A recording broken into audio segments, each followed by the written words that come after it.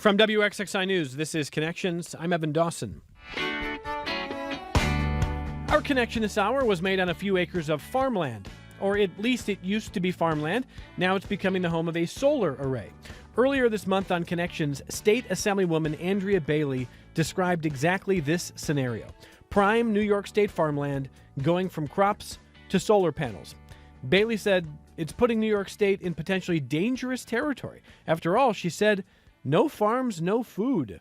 What she wants to see is solar panels moving to non-farm spaces, the roof of a parking garage, perhaps, places like that, somewhere that isn't agricultural space. And I wondered what the local solar industry makes of that. So today we're sitting down to discuss what's going on, where solar is going, where it's not, where it might go next.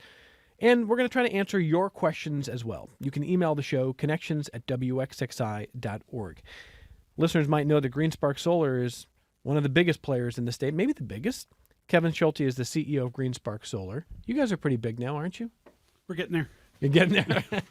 I was asking Kevin before the program began who your biggest competitors are, and there's not a whole lot of other GreenSparks out there at this moment, right? No, we're the largest in New York State, largest solar contractor in New York State, and we installed the most community scale solar in the country of all the contractors last year. Well, I know you had a chance to listen to some of what the Assemblywoman said. I want to remind our listeners some of what she said, and let's listen. This first clip from Assemblywoman Andrea Bailey, she's talking about the pressure on farmers to turn their land into solar arrays. Let's listen. We have many individuals, and I'm not one to tell someone what to do with their own property, but if you rent out your farmland, and you might be able to get 100, 200 on the top end to rent out your farmland for someone to farm it versus $800 to $1,000 per acre to put up a solar field, what are you doing? You're probably looking, if you're looking from a long-term standpoint, in what are you going to do, what's best for your family? And we're seeing our agriculture land being taken up by solar projects, left and right. We have prime farmland that we're losing for that. What's that going to ultimately end up doing? We're going to have, no farm, no food is one of the comments that one of my colleagues says all the time, and it is very true. All right, and I want to listen to the second clip we have of Andrea Bailey, Assemblywoman Bailey, talking about, in her view, the people who want solar the most in the state don't have to deal, in her words, with the large arrays in their neighborhoods. She says most of the solar is going to rural areas where a lot of people don't want it. We have to talk about what is ultimately really happening when these large-scale projects are coming into an area. The problem is they're not being put down where many of the folks who are advocating for this reside. It's happening in my district. It's happening in the 133rd district to a large degree, and it's happening in rural upstate New York. So it's a location question? I would say, I asked this on the floor. I watched, a talk show. They had just moved into a new building down in New York City. They were up on a fake green grass rooftop area. That would have been a great place to put some solar panels. I did hear during the budget hearings that they're looking to put solar panels, I think it was on JFK parking garage. That's a good use of where we could utilize solar panels. Putting it on prime farmland, over 3,000 acres of farmland, to me, that is not a good use of that agriculture space. All right, so there's a lot there, Kevin Schulte. Where do you want to start? I want to start with like a really nuanced thing. And the nuance is this use of the term prime farmland is actually a really technical term. And there are now 40-year-old maps that reside both with the USGS, so the United States Geographic Service, and in New York State that have not been updated since the 80s that describe where there is prime farmland versus non-prime farmland. And this means we have rich soils capable of growing crops. Well, as any person that has their own garden knows, soil needs to be turned over from time to time. What was prime 40 years ago is not necessarily prime today. I have a local example out in like Wolcott, New York, where the farmer, when we talk to a farmer, we always ask the question, where is your least productive ag land? And then our analysis starts there and says, okay, their least productive land is over there. Let's see if we can make an economically viable project on that part of the property. In the case of Alan Youngman out in Wolcott, what happened was what the state defined as prime farmland was actually covered in water, a wetland, and he could grow nothing on it. But we had to move to the top of the hill, which was in order to avoid prime farmland. We had to move to the top of the hill where he was growing healthy crop at the time. And that's all because of we would have been happy to work at the bottom of the hill in the water. We could have retained the water and done all the things necessary. But these prime farmland maps are old. So we have to be careful about use of that term to start. Number two, I think farmers need opportunities.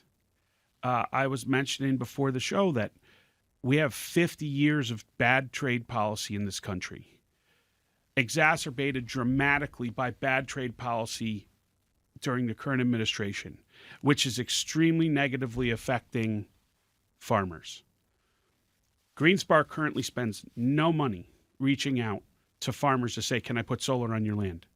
But we sure do get a call almost every day from a farmer saying, help me save my farm. I need more revenue. Solar pays typically 4 to 6 times what the most lucrative crop production pays on their land. So the fundamental economics of farming in New York State, I mean, look outside at the weather, right? Not great at the moment.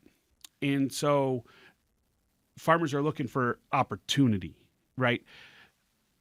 We present an opportunity for them to make money on their land. The other opportunities are often cluster developments or strip malls or other real estate transactions, right? We're one where that. Third, there has been tremendous advancement in the concept of agrivoltaics. So on all of the projects that we maintain in New York State, we herd sheep on them to keep the grass low. So we are still using the land as a productive agriculture space, even if it's less productive than it would have been as pure crop space or pure livestock space. So there are all kinds of good things going on to address the concerns of the Assemblywoman. Agrivoltaic is a hybrid of sorts. It is a hybrid of sorts. There's maybe a half a dozen. Well, there's probably many dozen approaches. There's a half a dozen functioning approaches. Sometimes folks are putting solar panels up much higher, so livestock can still graze underneath it, or shade-friendly crops can be grown underneath it. Sometimes it's grazing like we do. Sometimes it's planting pollinator grasses. There's just a number of things that can be done to keep the land productive from an ag perspective and also harvest the sunlight. Okay. When the Assemblywoman says no farms, no food, that's quite a dark picture of where we might be going. I don't think we get a lot of food from New York State now. Like, we get some.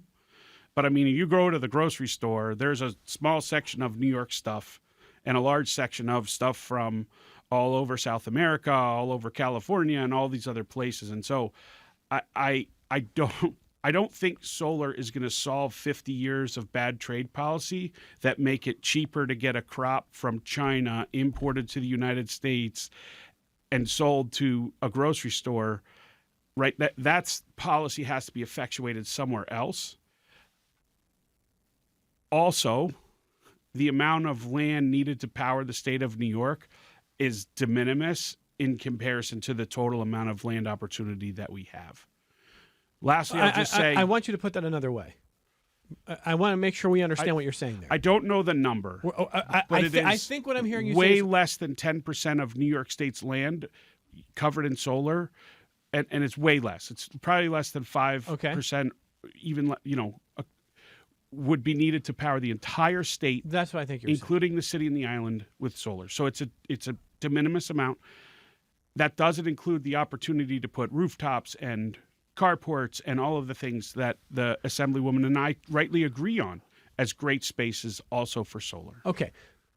So the idea that no farms, no food, we're headed for a future where there's almost no farming left in the state because everything became solar is, you think, a fantasy?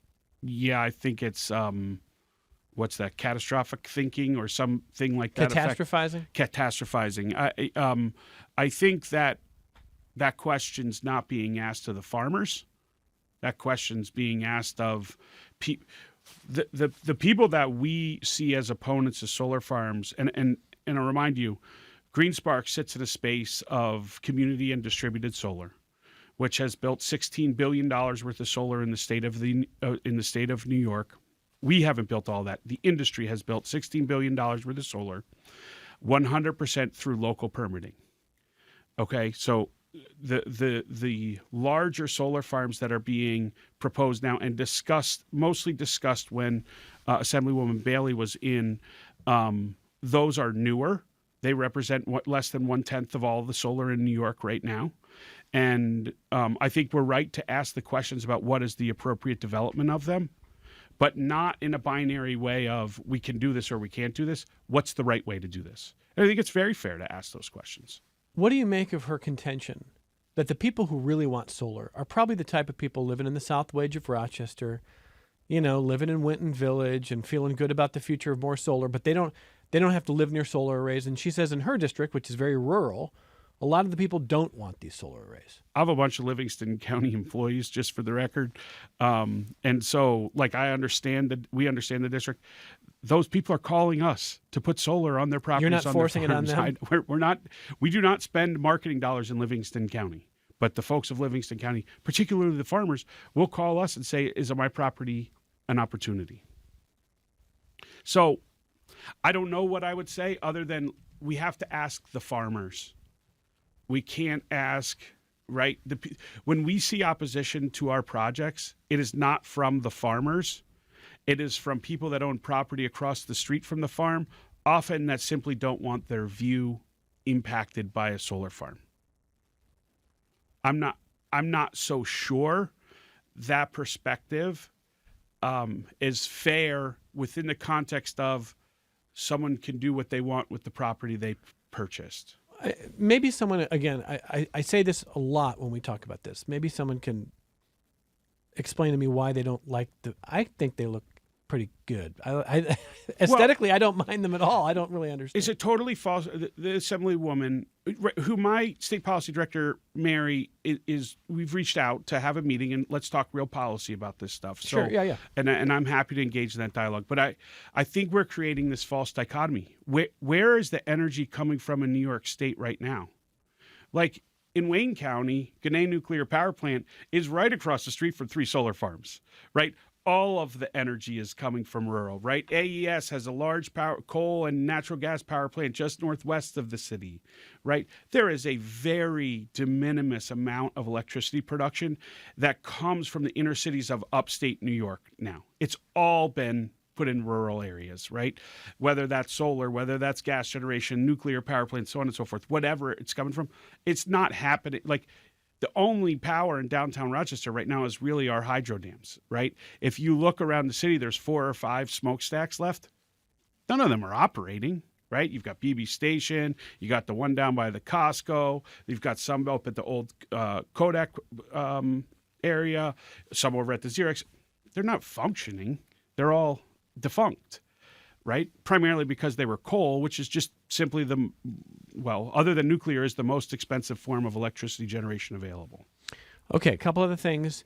And I already have some questions from listeners for Kevin Schulte, CEO of GreenSpark Solar. We're going to go in a lot of different directions this hour, and we can take more questions at connections@wxxi.org. When the Assemblywoman says, this parking garage is perfect, the roof of this parking garage is perfect for solar, or this other industrial site has a big rooftop that could be solar, that every time you put one on a farm, we should pause and say, nope, we're not going to put it on this farm until we cover every rooftop possible. She's just saying, let's find alternative sites here first. Again, I think what you're going to say is, then you got to talk to the farmers who are begging you to come by and visit? No. And then what's the answer? The fierce urgency of now. We don't have. Listen, I started my career because I believe that the earth is baking and we should do something about it. The reality of solar is simply this: it is the most affordable, quickest to deploy form of electricity that we have available to us. And we have dramatically and rapidly rising consumption of electricity in New York State and broadly in the United States. We have to get in front of it. And people want to say, oh, let's frack for gas. How long does it take to get into the ground, find the gas, get the gas out, build a plant? 7 to 10 years. Nuclear, 15. This is just the practical reality. That seems like the extreme end of the scale. It takes 7 years. Right now, you call GE and said, make me a gas generator. 7 years is the lead time on the generator. I'm not making it up. This is the reality of where we're at. It takes time. Data centers don't take 7 years to build. They go much quicker. They're drawing the power in. So we have to keep up with generation. You're seeing electricity spikes in price across. We are literally paying twice what we paid 1 year ago for an electron. Why? We're paying more because the South is using natural gas. Our energy is driven by, pricing is driven by natural gas, and that has spiked. But the reason you're paying more is because all of the buyers on the open market are including the insurance that it would take in case you have to turn on a dirty old coal peaking plant. They're including that in your price for your electricity, just in case there's not enough electricity available on the grid. Then they'll fire that up and they'll buy it. And so we are 2 times, 12-month, year on year, from January of 2025 to January 2026, the cost of electricity in RG&E has doubled. That's a supply and demand issue. Part of that supply and demand issue is because the South is using more gas than it typically would. Part of that is because we're not deploying solar and storage, which are our best tools, fast enough. Okay. And by the way, we've talked recently on this program about RG&E's text messages they've been sending out, like, sorry about your next bill might shock you. Yeah. You know? And so I think people are absorbing that cost, especially in this really tough winter right now. So, okay. So I take your point on where we've gone in a year. I think everybody's seeing that. Yeah. Separate, though, is the question of why an acre of for solar is, the Assemblywoman said 800 to 1,000. Sound about right? At the utility scale, that's about right. Okay. On the community scale, it's more. Okay. Up to 1,500, something like that?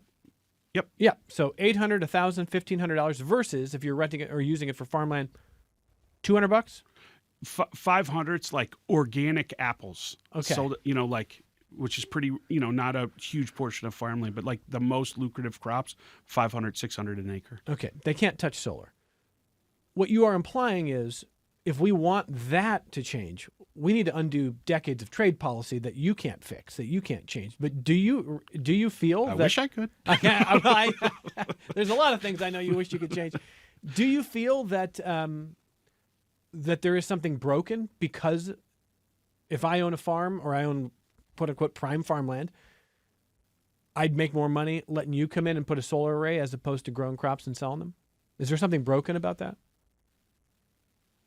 Well, I would say there's something new about that, which feels broken. But the reality is we need energy and we need food. Yeah. We probably have, and I don't know the stats on this, but we probably have as many people that are food insecure as they are energy insecure at this moment in this country. And that's a scary, scary thought. So we need both. And I mean, I have a lot of theories on why that's the case that I'm not sure I'm an expert to sort of speak through.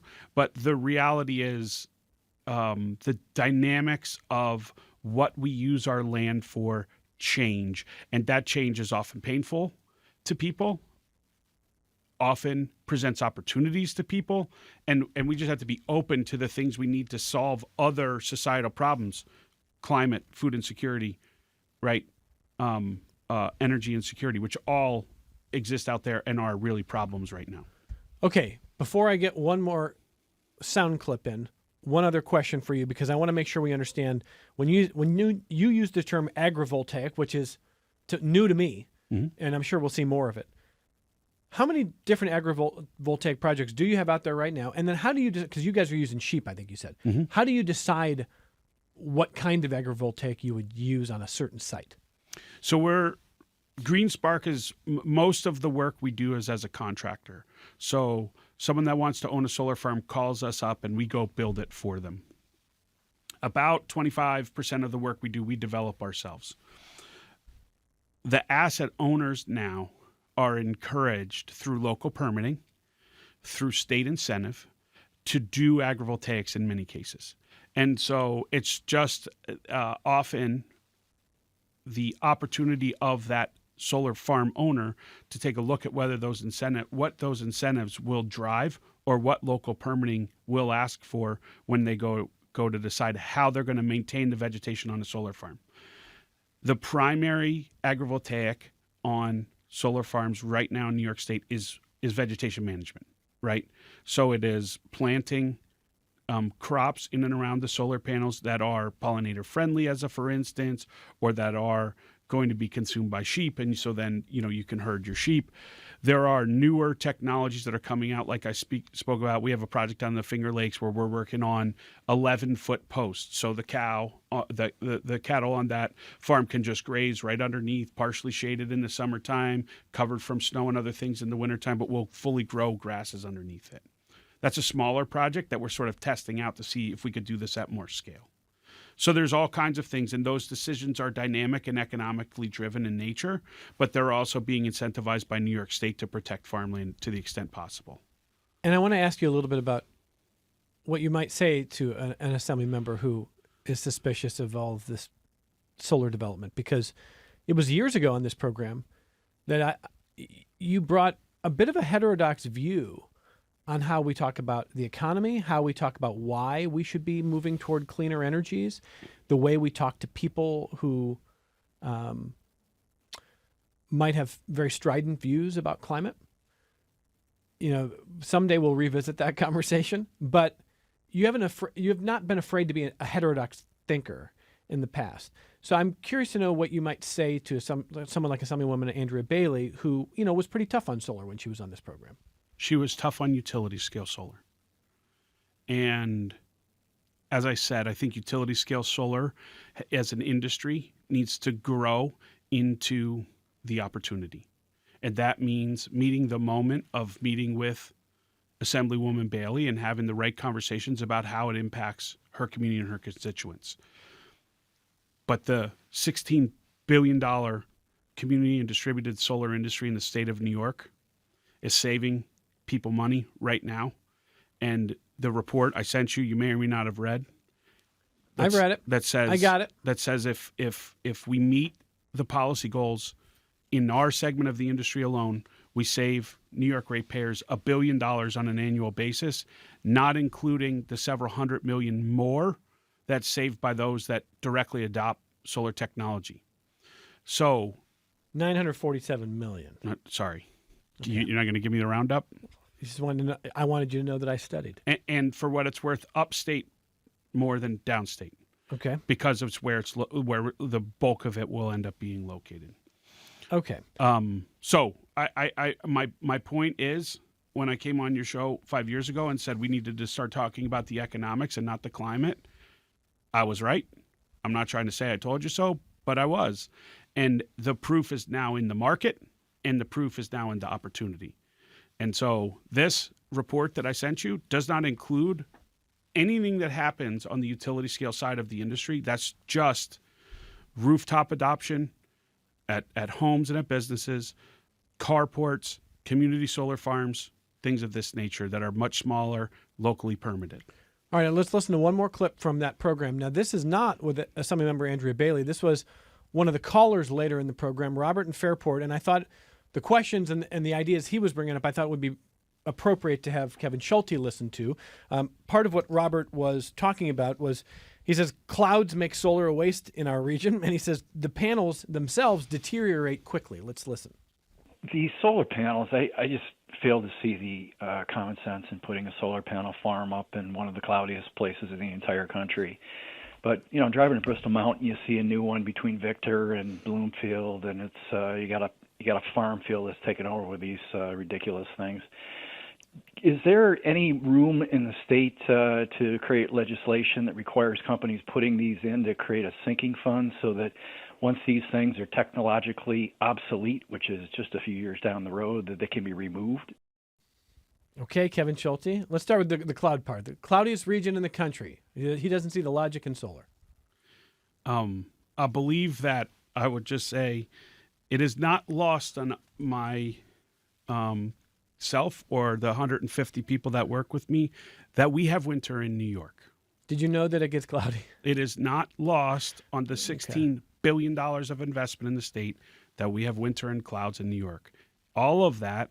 I have a whole section of desks in my office with these really smart folks that estimate the total cloud coverage and how much insulation hits every single panel on every single solar farm to predict the outcome of the investment of someone that wants to own it. It is a very steady institutional investors, infrastructure funds that invest in solar farms, and they are making that money over and over again and calling us to build them more. Even with the clouds. Even with the clouds. I will say this. At this point in your career with GreenSpark, had you not considered the cloud cover, I'd be worried about your business future. Well, the reality is I wouldn't have been asked to do it again. Like, right, if I was like, the solar panels are going to make you electricity even when they're covered in, 2 feet of snow. And I told my customers that, do you think they're going to call me back and say, build me another one? Like, they're just not. Like, we're very honest with ourselves about what the amount of sun is. And the reality is there are far colder and further north places than Rochester and New York that are benefiting from solar. Now, the second part of his call was about the deterioration, which he says happens in just a few years. There is, there's not a solar panel that GreenSpark has ever installed that has less than a 25-year warranty for production and 10 years for the structure of the solar panel. And I could ask my own M people, but I would think that I could count on 2 hands or less the number of times where we have seen structural deficiency within 10 years and had to call the manufacturer and have them replace solar panels. So where's this idea coming from? I think it's coming from folks that don't want this to be successful for whatever reason or whatever article they read. I think there is people that, like in any industry, will go out and choose really low cost options for something they buy that aren't going to last as long. I think the same as if I go buy the cheapest plastic shovel at Walmart or the best shovel at another store, and maybe the best shovel lasts longer than the cheapest shovel. Sure. Like, you have that dynamic in any industry, but the product that GreenSpark has installed and writ large, the product that the industry has installed, the people investing in it are making money and coming back for more. Maybe related to that, let me read an email from Julie. Julie says, I grew up and I live in Livingston County, and though I'm a villager, I have friends who were or are farmers. As I drive around the county, I experience some solar arrays that are hidden behind berms, planted with trees or bushes. But most of them are painfully evident as now ugly remnants of once fertile fields. Here are her questions. She says, number 1, why are some fields thoughtfully hidden but not all? Number 2, farmer friends have told me that the panels have a relatively short lifespan. 15 years is the most quoted number. And the lease of the land has a similar time span. What happens after the failure of the panels or the expiration of the lease? And number 3, farm friends also tell me that the panels are noxious waste when they are past their useful life and they contaminate the land, so the land becomes no longer useful for planting. Who is responsible for clearing the land if and when the solar field expires? And who is responsible for returning the land to its former state? We are. So we have to put up either cash or bonds to every town we work in anymore to decommission a solar farm. Now, I will tell you. That's part of your contract? As part of the town permitting process, almost universally in New York State. So there's a lot in that, decommissioning being one. So we take the financial liability of decommissioning a solar farm. We give a quote as a contractor for what would it cost to remove that solar farm. That quote goes to the town. The town chooses whether they want to have a cash or bond.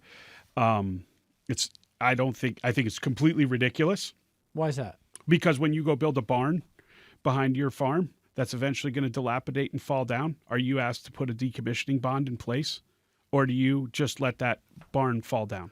Well, okay. I don't disagree with the idea of that point, except if it's true, and this is where I want to know if this is true.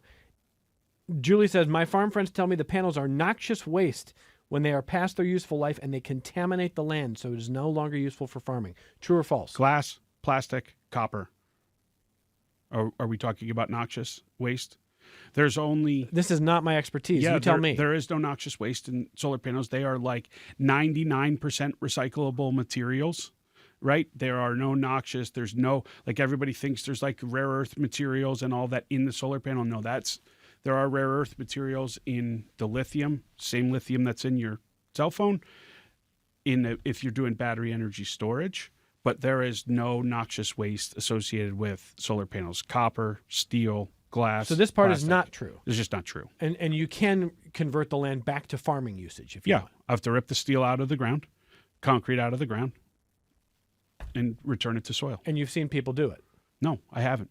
You haven't seen people turn it back into farm? No, the industry's been mature in New York State for about 7 years. So you're saying The fleet functionality Gotcha. is like ridiculously high, over 95% operating efficiency across New York State. So it's just a false narrative okay. that I don't know who made it up and who got that perspective out there. I don't. Do you hear that a even- lot? For sure. I don't want to pretend that I know where it came from, but But that's why I wanted to ask, because this email, and Julie, by the way, goes on, she says, I'm supportive of solar and wind power, and I understand the financial plight of small farmers. So she says, why take good fertile land and ruin it? you're not. You're saying you're not. No.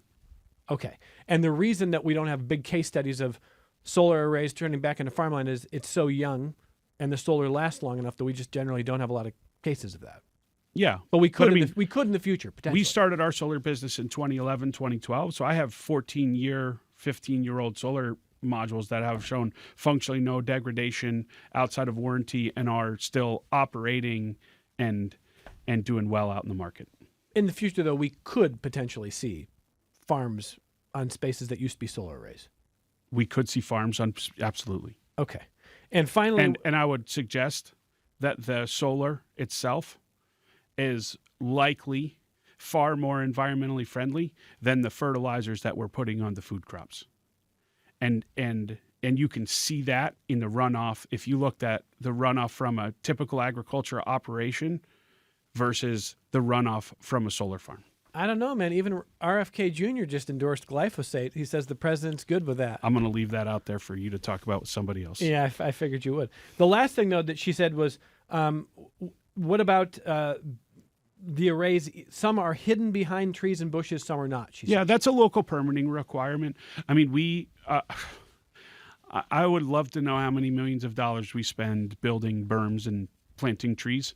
I think this is there's two paths to this. One is you have feedback from a town that says we would not like to see it. And so you see, can I still work here and economically do the plantings and build the berms? Or there are town codes that require what they call vegetative screens, which are often 6 to 8 foot trees planted all the way around a solar farm so that any view sheds are covered. View sheds are also almost always very acute, meaning like you're very close to a solar farm if you can see it, and if you back up, like it's much harder to do, particularly in the flatlands, but also in some of the more hilly terrain of New York. After we take this only break, right back to your phone calls and emails, and there's a lot there for Kevin Schulte, the CEO of GreenSpark Solar. If you want to call the program, it's 844-295-TALK, 844-295-8255. Email the program connections@wxxi.org. If you're watching on YouTube, join the chat there. We'll come right back to your feedback. Support for your public radio station comes from our members and from Mary Cariola Center, supporting residents to become active members of the community, from developing life skills to gaining independence. Mary Cariola Center, transforming lives of people with disabilities. More online at marycariola.org. This is Connections.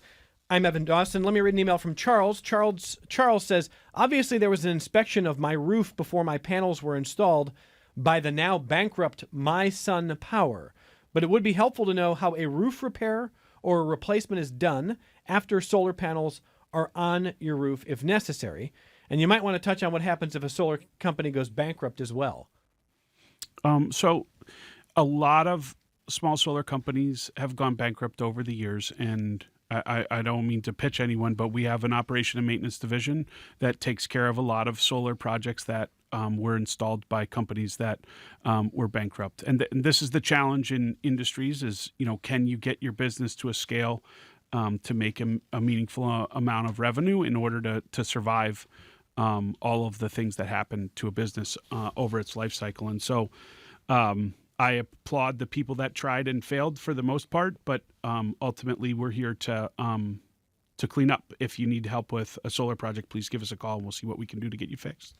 In terms of the roof, in a residential space, we do a roof inspection, and we offer the cost of what we call a which is a removal and reinstall.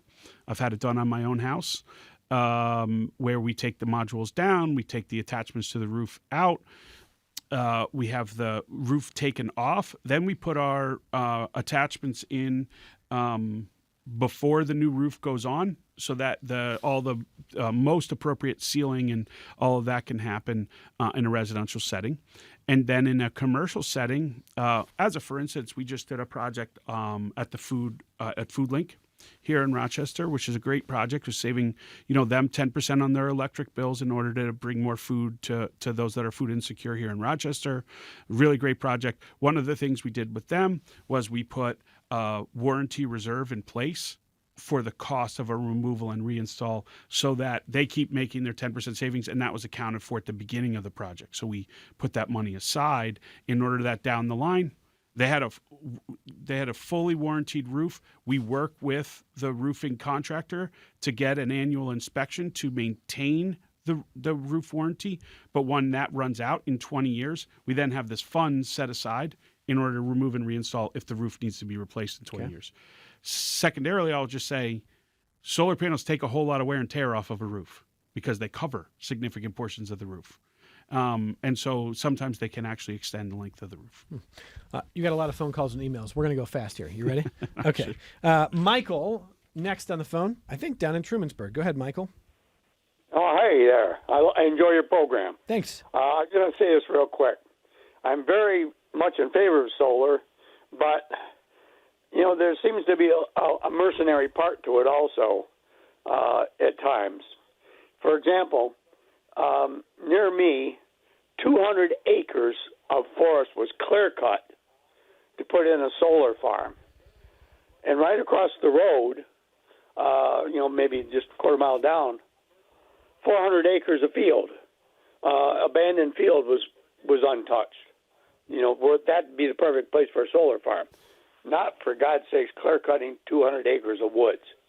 And when I talked to the owners why they did it, they just said, we wanted to sell the land, and we were approached by this solar farm to if we'd be interested in selling it. And so, and I thought, So it's capitalism. Yeah, well, the whole issue is that if a solar company was environmentally minded, they would say, geez, we don't want to clear cut 200 acres of woods, that wildlife are living in and it gives off carbon and everything else. We're going to try finding something else nearby that would be more friendly toward the environment. Yep. I hear that idea. So it's an interesting phone call. Michael in Trumansburg listening on WEOS, Finger Lakes Public Radio. Thank you, Michael. Go ahead, Kevin Schulte. So two things. We do not... That's not your project? I will explain exactly where it came from, but I will be honest in saying that our first ever commercial solar project was a virgin mountaintop in western Massachusetts, which we decided to clear the trees. It was on a ski resort, top of a ski resort, and the ski resort wanted the power, and we decided to clear cut the trees, and I would never do that again. We learned our lesson from that. Why? I think one, because not necessarily the perfect use of land. I mean, the carbon equation is in the favor of the solar panels, just for the record, but the reality of what we found underneath there made it very untenable and very difficult, and it just was clearly the wrong land choice. And so, as at my core, an environmentalist, I said this isn't the path forward, right? And so we stopped that 2012, the last time we did it. There are some businesses out there that are in this business of sort of a very cyclical business, right? So they have a real estate business that requires timber. And so they're actually buying properties, timbering the properties, and then using them for solar. So they're getting this full life cycle value, they think, out of that property. It's a business model. It's not my business model. And I understand the concerns around it. So I agree generally with the caller that, overgrown fields, those are fair questions to ask. I think it's a fair question to ask, and I think I think is absolutely right that at the core, the environmental question is right. I think there's math that can be done around the equation of what's more productive from a carbon capture perspective, but ultimately, it's a very fair question, and I think at our core, the environmental question always will ring true with most solar developers. Michael, thank you. And interesting, Kevin Schulte talking about a project that you said you'd never do again. John. It's not the only one. John and Lima. Hey, John, go ahead. Hey, when I hear about the debate between solar and food production, I have to throw in there the idea that about 60% of corn crop in the United States is used for ethanol. So all that corn that's being grown is not being used for food. So there's already a diversion from the use of land for food. Kevin? Yeah, I mean, I don't agree with the production of ethanol at all. At all. I mean, ethanol is an agribusiness / fossil fuel industry money grab in the Midwest that I completely disagree with and has no value on the environmental merits. All right, John, thank you. Francis writes in to say, Evan, you asked your guest earlier, why not solar on rooftops? He sidestepped your main question, could you ask him again why his company and other solar companies are not targeting the top levels of parking garages and ground level parking lots for the installation of more solar farms? Yeah, so the top level of parking garages is a really challenging one because you have to build an often they are not structurally capable of holding the new steel and weight of what would be a solar farm above the top of it. So sometimes you have to build this exoskeleton around the parking garage, which becomes demonstrably expensive to do. Assuming there's space for it. Assuming there's space for it. But the answer to your question in general is, we absolutely target the use of parking lots, rooftops, used industrial space. I think we have about a dozen brownfields or landfills that we've put solar on around Western New York. Those are, I agree with, those are the most opportune places to put solar. I didn't intend to sidestep the question. It's a significant portion of our business is doing rooftop solar. Carports are expensive. Okay. And so not all rooftops are the same. Not all rooftops are the same. Rooftops are less productive because the pitch angle of the modules are less, so they catch less sun than if they're standing up higher. But carports, because if you think about it, to build a carport, I have to build the house, the whole steel structure to support the panels up in the air, and that's expensive to do in comparison to if the roof already exists and I can bolt the modules to it and they're capable and structurally capable of holding them. I'm going to try to keep moving fast here. Steve in Rochester says, my cousin owns his own solar company in Washington State, a very cloudy state, and they do a great business out in the Pacific Northwest despite the clouds. His company covered the entire roof of the Seattle IKEA in solar panels, and Seattle is known for having more clouds than Rochester. A Google Maps search for the store, you can see how cool it looks. I think solar is the future. I agree. Okay. Steven says large solar arrays in the Genesee River floodplain planned in Rush and existing, I believe, across the river in Livingston County. Isn't this some of the richest, most prime farmland in the region? Do you know anything about that? I don't know specifically whether it's the richest and most prime ag land in the region. I do know that there are solar plants built. I mean, floodplains are risky business. And it costs a lot of money to build in them, and it costs extra insurance and all that sort of stuff. I've made the statement earlier on the program that I don't think the maps that are out there truly define what is prime and not prime ag land. And I think the state of New York should spend the money to redefine those and get into a program of doing that regularly so that this becomes less of a debate. Most good solar developers are not out there trying to take food land and turn it into energy land. What we're trying to do is create energy opportunity in New York State. And this prime farmland conversation is askew because the data driving it is 40 plus years old. Laura and Victor says, why shouldn't there be new zoning standards that require new commercial buildings and parking lots to have solar arrays? There are acres and acres of potential there. Hell yeah. Yeah? I mean, that's California's drove a lot of solar production and into the state by having certain local jurisdictions saying if you build a house, it has to at least be solar ready, meaning you have to use a 2x6 instead of a 2x4 in the roof, and you have to make sure there's a south-facing plane on the roof and things of that nature that just made the house ready to adopt solar. And so stuff like that's just smart. I mean, it's just smart community development. I love it. The builders don't love it, and that's okay. That's a job of my companies to work with the builders to start to understand the opportunity moving forward.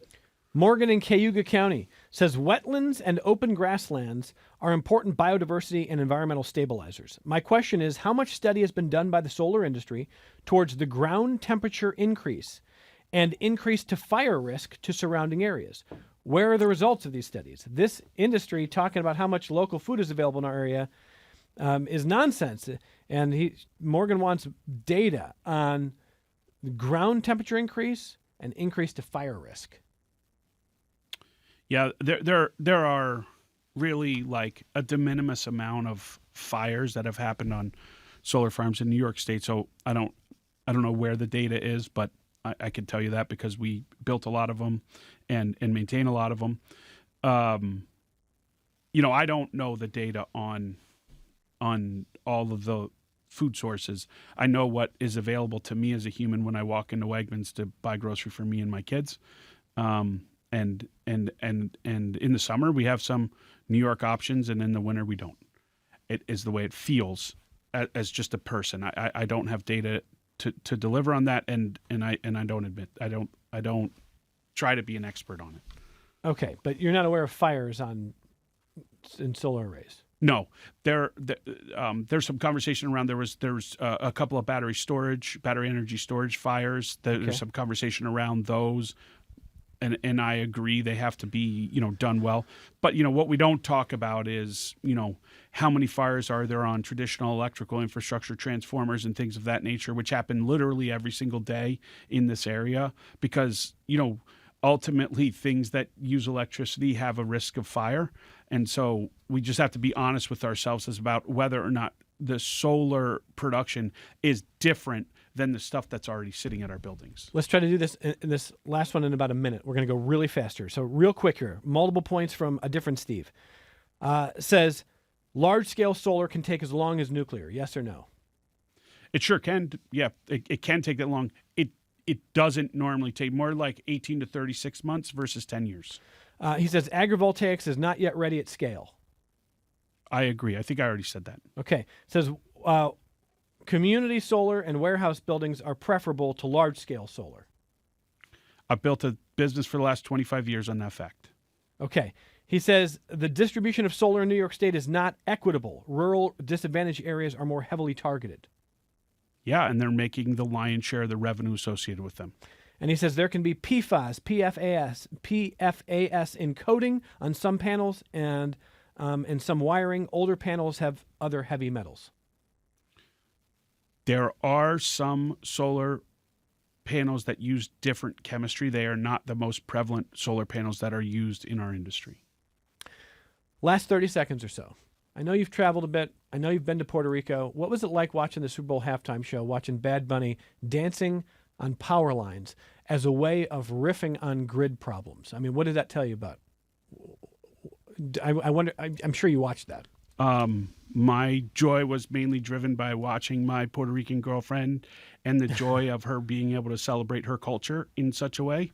But I've been to Puerto Rico many times, and the reality of the grid problems down there and nationally are right to be elevated, because I think it is not just the single biggest economic development problem in Rochester, but across the country. Did you move to Rochester yet? Did that happen? We're downtown. We're on Main Street. You're downtown. How's that going? Love it. We love being downtown. There's a new energy about our business and new energy about all the places we can have lunch and have happy hour, and we're loving being downtown Rochester business. And you're going to stay downtown? We are. We're looking for this is a temporary home until next spring, and we're looking for our long-term home. We're working on our long-term home as we speak. Thanks for coming in.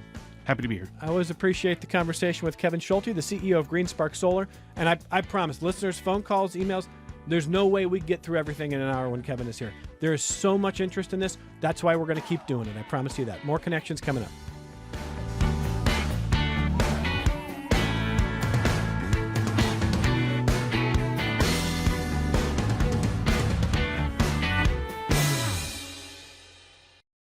This program is a production of WXXI Public Radio. The views expressed do not necessarily represent those of this station, its staff, management, or underwriters. The broadcast is meant for the private use of our audience. Any rebroadcast or use in another medium without expressed written consent of WXXI is strictly prohibited. Connections with Eben Dawson is available as a podcast. Just click on the Connections link at WXXInews.org.